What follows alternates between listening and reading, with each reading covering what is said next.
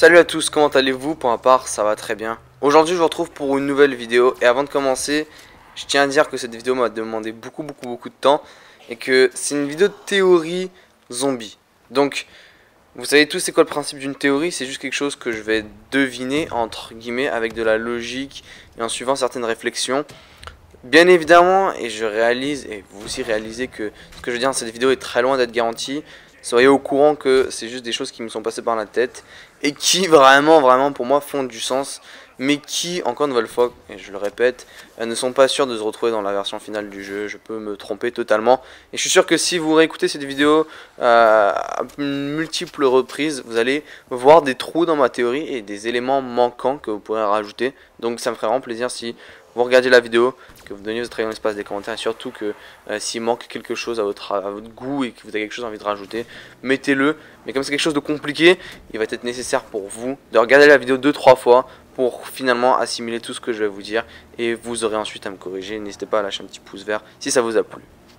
Il y a un mystère qui est dans ma tête depuis très longtemps, dans la tête de moi, de vous, de toutes les personnes qui jouent aux zombies depuis Black Ops 2, enfin qui s'intéressent à la storyline bien évidemment. Comment se fait-il que Richthofen a le sang des personnages de Mob of the Dead sur lui? Comment se fait-il qu'il a des flocons bien évidemment, des flacons, des personnages de Mob of the Dead, du sang des personnages de Finn et Sal sur lui? Qu'est-ce que ça veut insinuer au niveau de la storyline? Je tiens à dire que au début ça semblait être un élément pas vraiment important, surtout qu'en fait cette question est arrivée à l'époque de Origins, vu que sur la cinématique d'Origins c'est une des choses que les personnes ont remarqué.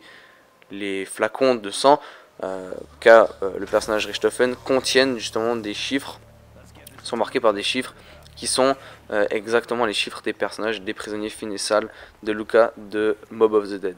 Il est intéressant de se dire que à la dernière interview zombie entre Noah J456 et Jason Blundell, une des questions étant posée était quelle est l'influence et l'impact de ces flacons de sang sur la storyline. Jason Blundell n'a même pas voulu adresser un mot par rapport à ça. Il a directement demandé de passer à une autre question. Il est clair et net que ces flacons ont une importance capitale et majeure dans la storyline de Black Ops 3. Pour se mettre en contexte, beaucoup de personnes se disaient Mob of the Dead n'a pas sa place dans la storyline. Mob of the Dead n'est pas réellement une map qui... Mob of the Dead est à part, Mob of the Dead est dans cette petite bulle. Et c'est ce qu'on croyait jusqu'à Black Ops 3 en fait, jusqu'à l'introduction de Shadows et jusqu'à ce que ce tweet de Charlie Intel nous dise que Mob of the Dead est relié à Shadows of Evil, mais également les DLC de Black Ops 3. Et c'est ce qui base ma théorie, qui prouve que d'ores et déjà, on peut pas me dire que Mob of the Dead est dans sa petite bulle à part, même si on croyait ça depuis longtemps. Quoique le fait que les zombies aient les yeux rouges, etc. Nous laisse assez perplexes. Mais ma théorie va peut-être éventuellement essayer de répondre à une partie de cette petite question, justement cette grosse question plutôt, de pourquoi les zombies ont les yeux rouges. Donc déjà, Richthofen a le sang des personnages de Mob of the Dead sur lui. Pourquoi? Je sais pas exactement. Mais laissez-moi vous expliquer un petit peu à mon avis ce qui s'est passé. C'est-à-dire qu'avant Origins, il s'est passé certains événements, et justement Origins n'est pas la réelle origine, Origins n'est pas le vrai début en fait si vous voulez de la storyline du zombie, vu que Richthofen est passé par Mob of the Dead au moins une fois avant d'aller sur Origins. Pourquoi? Pour prendre le sang des personnages de Mob of the Dead, Finn et Sal. Mais ce qui est plus intéressant, c'est que Richthofen n'est pas allé à Mob of the Dead juste pour prendre le sang. Il est passé faire autre chose. Et c'est de là que ma théorie a totalement germé. Et j'ai envie de parler de Weasel, Al Arlington si vous préférez, ou La Fouine, vu qu'il est surnommé comme ça. C'est le petit personnage qui justement se fait tuer ou qui décide de prendre sa revanche et tue. Parce que ce qu'il faut se dire, c'est que Mob of the Dead c'est un cycle, et qu'au final ce qui se passe dans Mob of the Dead c'est que nos personnages sont morts physiquement, mais que afin de briser le cycle si vous préférez, je pense que vous connaissez à peu près tout ça, eh bien il faut que Al Arlington prenne sa revanche et tue les 3 autres personnages qui les ont tués sur le toit. Donc c'est simple, Mob of the Dead, 2 choix, soit le cycle continue, soit vous brisez le cycle. Donc Richthofen, pour entrer dans Mob of the Dead, ce qu'il a dû faire probablement, c'est, vu que Mob of the Dead c'est un cycle, il a dû commettre un crime de telle manière à rentrer sur Mob of the Dead. Je sais pas comment ça s'est produit, mais il est possible que Richthofen ait commis un crime sur X personnes. On sait que Richthofen est loin d'être clean Donc il a commis un crime.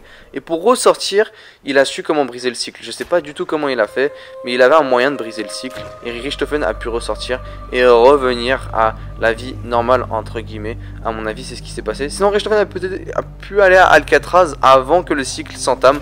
Donc nos personnages étaient emprisonnés à Alcatraz avant que le cycle commence, avant que cet effet de purgatoire commence, si c'est possible.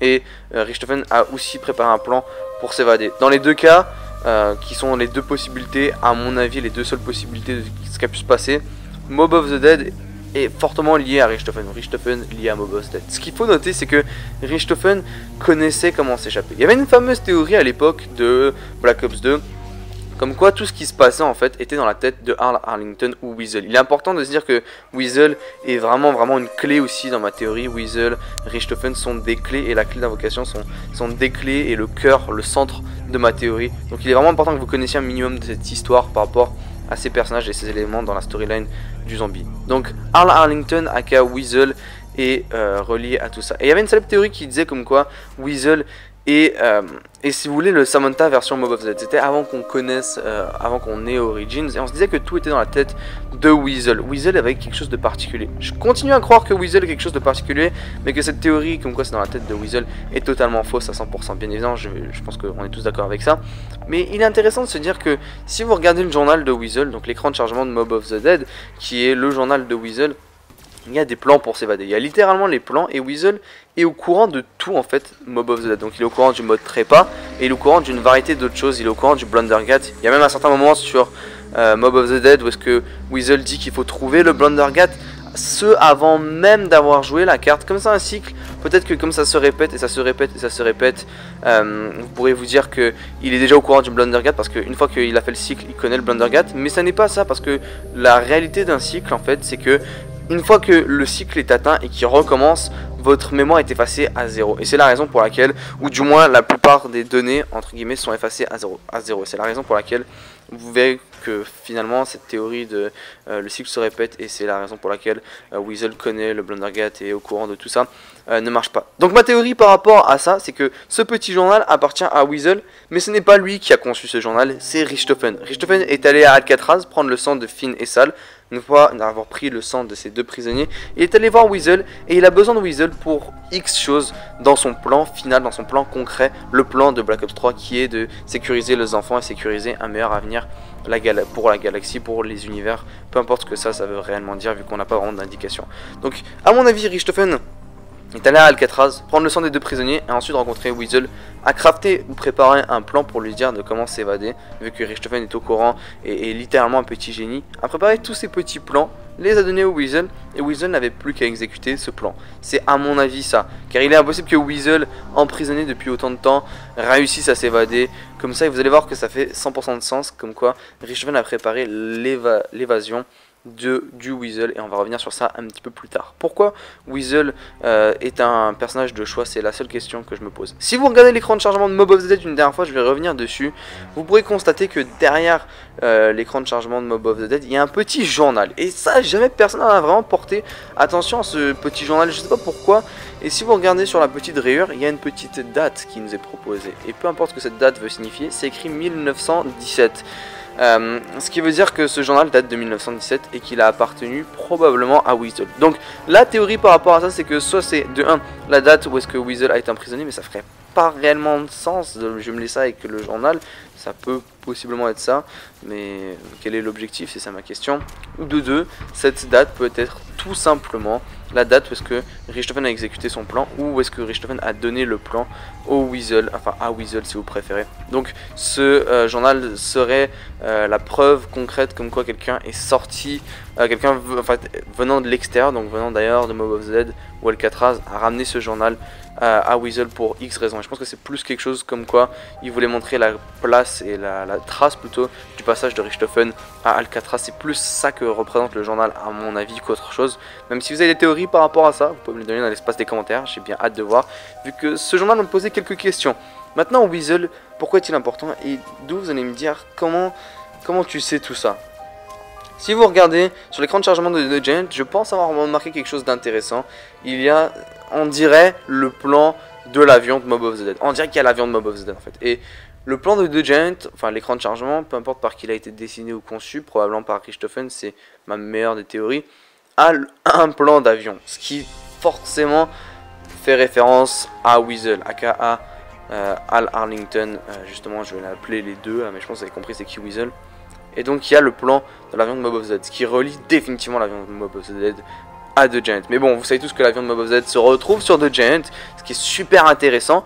Vous pourrez me dire que comme il y a cet effet de mélange en fait des dimensions, donc certains éléments peuvent se transporter de dimension en dimension, vu que Richthofen joue avec les dimensions, vous pourrez me dire que c'est ça qui explique le fait que l'avion est là. Et ça peut réellement être quelque chose de concret, et vous pourrez avoir raison dessus. Et je vous l'accorde que si vous me dites ça, ma théorie peut bloquer légèrement, mais je vais contrecarrer ça et je vais vous expliquer un petit peu plus tard. Vous pourrez regarder sur l'écran de chargement également de Shadows of Evil, un petit détail que j'ai remarqué que personne n'a juste parlé et évoqué, je comprends pas. Derrière il y a le pont de Mob of the Dead est présent sur l'écran de Shadows of Evil, ce qui est super intéressant parce que le pont égale l'évasion, Al Arlington, et c'est où ils se sont ramassés au final. Et si finalement le pont Mob of the Dead était une image représentative, je comprendrais totalement la sélection, enfin je comprendrais totalement pourquoi Treyarch ait mis le pont de Mob of the Dead derrière pour relier, si vous voulez, l'évasion à Shadows of Evil. Maintenant, si vous regardez sur Shadows of Evil, à la fin du secret, okay, vous êtes tous d'accord avec moi que Richthofen arrive de nulle part avec la clé sans la clé d'invocation, désolé, se transporte d'un univers ou d'une dimension si vous voulez à un autre, prend la clé et part directement. Ce qui est super intéressant en fait de ça, c'est que les personnages de Shadows of Evil, à ce que je sache, aucun ne réagit à l'arrivée de Richthofen. Aucun se dit qui est ce personnage mystérieux, aucun se questionne sur Richthofen. Et ça me fait dire que ils ont précédemment vu Richthofen et que Richthofen mettait ce plan en pratique depuis peut-être longtemps. Comme Shadows of Evil et Mob of Z semblent être dans la même dimension, ou le même univers, ça pourrait indiquer le fait que Richthofen a déjà voyagé dans cet univers depuis longtemps et préparé ce plan depuis méga longtemps. Vous pouvez constater que sur Shadows of Evil, il y a des cartes de Mob of the Dead un petit peu partout. C'est peut-être ça que Richthofen prévoyait depuis longtemps, il avait ses cartes un petit peu partout. Pas forcément qu'il vivait dans Shadows of Evil ou Morgue City si vous voulez, mais qu'il était établi là à courte durée et prévoyait l'évasion de Al Arlington. Donc ils ont préparé tout ce plan ensemble et comme vous pouvez le constater, dans Shadows of Evil, on voit l'avion de Mob of the Dead passer. Clairement, et clairement. Le seul moyen que l'avion de Mob of the Dead passe, tout simplement, c'est que Al Arlington brise le cycle. On ne sait pas ce qui se passe une fois que le cycle est brisé. Et c'est ça la question qu'on se pose et qu'on s'est posé pendant beaucoup de temps. Une fois que le cycle est brisé, que Al Arlington a pris ses revanches, qu'est-ce qui se passe? C'est ça la question que beaucoup se sont posées. On n'a jamais eu la réponse. Et si Al Arlington partait en avion, avait prévu le coup depuis longtemps avec Richthofen, et lorsque Richthofen arrive, comme il y a ce jeu de dimension, Al Arlington réussit à s'enfuir et à arriver sur The Giant. Parce que juste après Shadows of Evil, oui, Richthofen se téléporte à The Giant. Ce qui fait du sens vu que l'avion passe au-dessus de Shadows of Evil après que le cycle ait été brisé. Et ensuite se ramasse sur The Giant. Après, où est Al Arlington? C'est une des questions que j'arrive pas à répondre et qui forcément bloque un petit peu. Et j'ai essayé de voir ce que je pouvais en déduire. Mais ça n'a pas vraiment fonctionné. Maintenant, ce que j'ai envie de revenir, c'est un certain élément de Mob of the Dead. Il y a un certain moment où est-ce que Arlington, ou Weasel si vous préférez, entend Nikolai. Et il le dit clairement, et c'est lui qui entend Nikolai. Il y a juste lui qui entend Nikolai. Il dit Nikolai, Nikolai. Pourquoi j'entends ce nom? Il entend le nom. Certaines personnes justifieraient ça parce que Richthofen est passé à Mob of the Dead, lui a parlé de Nikolai, et donc il entend le Nikolai dans sa tête. Ça fait pas réellement de sens. Il entend Nikolai comme si Nikolai était présent, à chuchoter son nom ou quelque chose comme ça. Enfin, bref, vous m'avez compris. Ça veut vraiment dire que Weasel est particulier. C'est comme Stullinger dans Black Ops 2 qui entend Richthofen. Vous allez me dire, oui, il a bu du sang de zombie ou il a mangé un zombie, il me semble de la chair de zombie. C'est clair, mais il est différent des autres personnages et c'est ça qui le distingue. Weasel, c'est la même chose. Et je vais justifier un petit peu ça derrière la théorie. Je vais vous laisser écouter ce passage, pour ceux qui ne savent pas, dans Mob of the Dead, où est-ce que Weasel parle de Nikolai.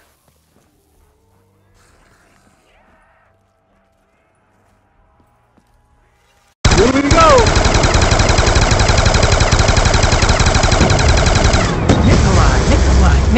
Nikolai. Why do I keep hearing that name?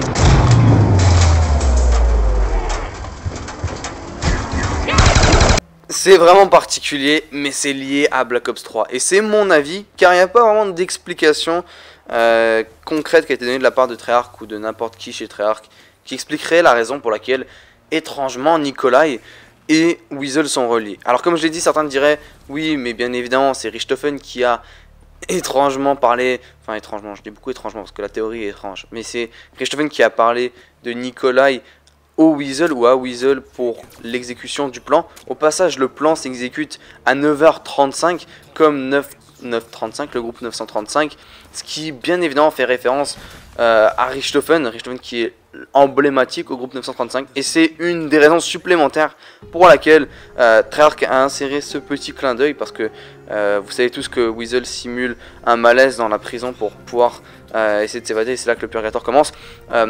Et ça commence à 9h35, ce qui vraiment est relié à Richthofen. Je pense pas que Treyarch ait mis un tel clin d'œil comme ça pour décorer. C'est fait pour justement dire que, à mon avis en tout cas, Richthofen est lié à ça. Mais pour revenir au fait que Weasel entend Nikolai, qu'est-ce que ça veut dire? Beaucoup vont me dire qu'il n'y a pas d'explication notable à ça. Et moi, ce que j'ai envie de vous dire, c'est penser à la clé de Shadows of Evil, la clé d'invocation. Shadows of Evil, Mob of Z sont dans la même dimension, ce qui fait que si vous voulez, la clé en tant que telle est reliée à Shadows of Evil ainsi que Mob of the Dead. Les deux sont dans le même panier. Et si vous n'avez jamais réalisé, enfin pour l'instant, on a dans la clé Shadowman, Dempsey, Richthofen, bientôt Takeo et bientôt probablement Nikolai. Sachez que la vidéo, quand je la fais, au moment où je commente là ce segment, on est juste avant la sortie de Zetsubo no Shima. Tout ça pour dire que normalement les âmes de Nikolai et les autres âmes en fait vont se retrouver, les âmes de nos personnages vont se retrouver. Et c'est la raison pour laquelle, à mon avis, l'âme de Nikolai a été mise dans la clé étant reliée à la Mob of the Dead. On peut entendre Nikolai. Et vous allez me dire d'où tu sors ce truc de malade, ce truc qui est vraiment, parce que c'est quand même beaucoup ce que je suis en train de vous dire. Et vous pourrez contrecarrer ma théorie en 2 secondes, parce que vous pourrez me dire ouais mais ça marche pas, parce que Mob of the Dead c'est techniquement après les événements de Black Ops 3. Oui, mais vous vous trompez, comme Mob of the Dead est un cycle, dans Mob of the Dead, il n'existe plus de temps et laps temporel. Ce qui fait qu'en fait, si vous voulez, les événements du DLC par exemple 3 de Black Ops 3 se sont déjà déroulés dans Mob of the Dead, vu que le temps n'existe pas. Le temps n'est pas quelque chose qui existe dans Mob of the Dead. Donc ça se trouve, le DLC 4 même, ça se trouve Black Ops 4 ou plein d'autres événements dans le futur se sont déroulés dans Mob of the Dead. Et tant que le cycle n'est pas brisé, cette idée temporelle n'existe pas dans Mob of the Dead, tout simplement. Je pense que c'est un petit peu dur à comprendre, mais que je vous ai fait une bonne explication sur le coup. En tout cas, je suis plutôt fier de moi par rapport à ça. Donc, pour ceux qui n'ont jamais joué à Mob of the Dead, il y a la possibilité que... Il y a le mode trépas, si vous voulez. Et quand on entre dans le mode trépas, il y a vraiment quelque chose de particulier. Une fois qu'on est dans le mode trépas, que ce soit avec Weasel ou avec les autres personnages, on entend des petits chuchotements, des petits murmures derrière, comme on sait pas exactement ce que c'est, juste on entend des petits bruits très intéressants. Je vais vous laisser écouter ça maintenant.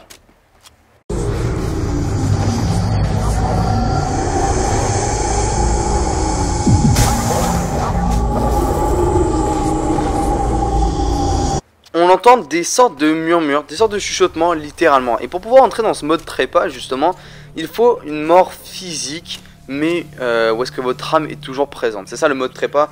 Et c'est étrange parce que dans Der Eisendrache, à la fin du secret, Richthofen nous explique que pour pouvoir mettre l'âme d'un des personnages dans la clé d'invocation, il faut la mort physique, mais la vie de l'âme, enfin la vie de l'âme, la vie de l'âme tout simplement du personnage, je sais pas si vraiment ça se dit, est toujours conservée dans la clé d'invocation, ce qui est littéralement comme le mode trépas de Black Ops 2 Mob of the Dead. C'est littéralement la même chose. Et pour moi, j'ai vu une liaison 100% parfaite. Donc pour moi, tout est relié jusqu'à maintenant et ça fait du sens. Et peut-être qu'il est justement que Nikolai, son âme est probablement capturée, comme je vous l'ai dit dans la map qu'on va peut-être avoir à Stalingrad ou à Volgograd. L'âme est mise dans la clé d'invocation et qui fait que Weasel par X manière entend, justement dans le mode trépas, réussit à entendre l'autre âme de Nikolai qu'on n'arrive pas à percevoir mais qu'on peut entendre. Et il y a peut-être d'autres âmes qu'on peut également entendre que Weasel ne mentionne pas. Peut-être que Nikolai parle à Weasel, peut-être que Nikolai a une raison particulière de parler à Weasel. Je sais pas, là il y a quelque chose qui bloque au niveau de ma théorie, mais je trouve que ça fait déjà pas mal de relier tout ça. Et maintenant je vais aller avec le bout pointu de cette fin de théorie qui pour moi est ce que vous devez, on va dire, que quelque chose que je vous balance comme ça vite fait parce que je pense pas que c'est réel en fait, dans le sens où ça va trop loin, mais vous êtes d'accord avec moi que les zombies ont les yeux rouges et on ne sait pas qui contrôle les zombies dans Mob of the Dead. Et si jusqu'à maintenant tout ce que je vous avais dit par rapport à la clé d'invocation liée à Mob of the Dead, cette histoire de trépas égale ce qui se passe avec la clé d'invocation et Mob of the Dead, était 100% vrai et que je me trompe pas, eh bien cela voudrait peut-être justifier le fait que le Shadowman a son âme dans la clé d'invocation et c'est peut-être lui qui contrôle les zombies dans Mob of the Dead. Depuis que Mob of the Dead et Shadows of Evil sont cruellement liés et marchent d'une même manière, c'est le Shadowman qui a causé l'arrivée des zombies à Morgue City et qui a entraîné Morgue City qui s'est transformé en Shadows of Evil. Est-ce que c'est possible donc que le Shadowman ait sa sorte d'âme enfermée dans la clé d'invocation et c'est ce qui créerait, on va dire, les zombies, c'est lui qui contrôlerait les zombies dans Mob of the Dead. Et comme c'est un cycle, impossible de détruire le destructeur du zombie, enfin je pense, et les yeux rouges seraient justifiés par le Shadowman étant le contrôleur des zombies. Mais ça c'est juste une théorie supplémentaire que j'ai décidé de balancer et qui est beaucoup moins évidente que les autres, mais j'ai quand même trouvé que ça en valait la peine. Voilà, écoutez, cette énorme théorie va enfin venir à une conclusion. Donc j'espère que cette vidéo vous aura plu. Elle a pris beaucoup de temps à préparer. Une vingtaine de minutes finalement de grosses théories au sujet de Mob of the Dead, son implication et Black Ops 3. J'espère qu'elle vous aura plu vraiment. Donc vous n'hésiterez pas à lâcher un pouce vert. Et surtout pourquoi pas partager à vos amis si vous pensez que d'autres personnes seraient intéressées à des éléments supplémentaires de la storyline du zombie. La dernière chose que j'aimerais vous dire une nouvelle fois, comme je l'ai dit au début, ce que je peux vous conseiller c'est d'écouter la vidéo 4-5 fois de suite, parce qu'elle est quand même compliquée, il y a beaucoup d'éléments dessus, et à mon avis ça serait intéressant si vous réécoutiez de manière à tout avoir compris, et une fois que vous avez tout réécouté, vous mettez votre avis dans l'espace des commentaires, et vous me faites quelque chose de concret, et je pense qu'on peut avancer. Voilà les gars, merci à tous d'avoir suivi cette vidéo. N'oubliez pas de me suivre sur Twitter ou sur Snapchat. Toutes les informations nécessaires par rapport à ça sont dans la description. Moi je vous dis ciao les gars, je vous retrouve très prochainement pour d'autres vidéos. Peace.